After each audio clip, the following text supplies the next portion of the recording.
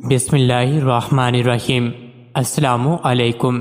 روزانہ واقعات سننے کے لیے اس چینل کو سبسکرائب کریں۔ ایک درویش نے اللہ سے دعا کی کہ مجھے بغیر محنت کے حلال رزق عطا فرما تاکہ رزق کی تلاش میں میرا وقت ضائع نہ ہو اور میں زیادہ سے زیادہ عبادت کر سکوں۔ اس کی دعا قبول ہو گئی اور اس نے خواب میں کسی پہاڑ کے نزدیک جنگل دیکھا، پھر جنگل میں جا کر بہت سے پھل توڑ دیے۔ اللہ تعالیٰ نے اپنی قدرت سے ان پھلوں کو خوب میٹھا کر دیا۔ جب درویش نے یہ پھل کھائے تو اس کے 14 طبق روشن ہو گئے۔ درویش اس واقعے کو خود بیان کرتے ہوئے کہتے ہیں کہ وہ پھل کھانے سے میرے کلام میں وہ شیرینی اور مٹھاس پیدا ہو گئی کہ میری گفتگو سن کر لوگ حیران ہو جایا کرتے۔ اس کے بعد میں نے دعا کی کہ اے پروردگار، مجھے وہ انعام عطا فرما جو سب سے پوشیدہ ہو۔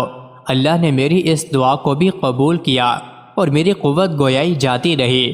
میرے دل کو اطمینان حاصل ہو گیا کیونکہ پہلے میری گفتگو کو سننے کے لیے ہر وقت ایک جمع غفیر حاضر رہتا تھا، اب کوئی پاس نہ آتا تھا اور عبادت میں مجھے لطف آنے لگا۔ اب میں روزی کمانے اور محنت و مشقت کی فکر سے آزاد تھا۔ میرے پاس کمانے کے دنوں کا 1 درہم بچا ہوا تھا جسے میں نے اپنی آستین میں سی رکھا تھا۔ ایک مرتبہ میں نے جنگل میں ایک تھکے ہارے لکڑ ہارے کو دیکھا تو میرے دل میں خیال آیا کہ کیوں نہ یہ درہم اس کو دے دوں۔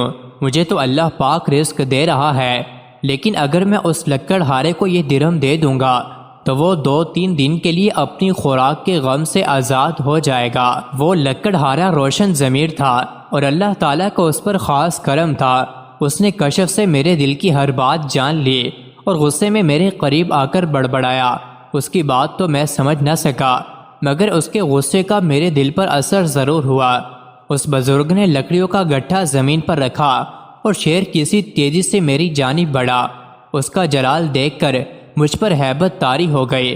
اس نے کہا، اے اللہ، تیرے وہ بندے جو تیری بارگاہ میں مقرب ہیں اور جن کی دعا قبولیت کا درجہ رکھتی ہے، میں ان کے وسیلے تیری وہ مہربانی چاہتا ہوں کہ یہ سب لکڑیاں سونے کی بن جائیں۔ یہ دیکھ کر مجھے کچھ ہوش نہ رہا۔ جب حواس بحال ہوئے تو وہ درویش اللہ پاک سے دعا مانگ رہا تھا کہ اے اللہ، تیرے مقبول بندے چونکہ شہرت سے بھاگتے ہیں اور میں ڈرتا ہوں کہ کہیں میری کرامت میری شہرت کا باعث نہ بن جائے، اس لیے اے میرے مالک، ان لکڑیوں کو اپنی اصل حالت پر کر دے کہ یہ میری وجہ شہرت نہ بنے۔ اور پھر وہ لکڑیاں اپنی اصل حالت میں آ گئی اور وہ درویش آدمی گھٹا اٹھا کر اپنی راہ پر چل دیا۔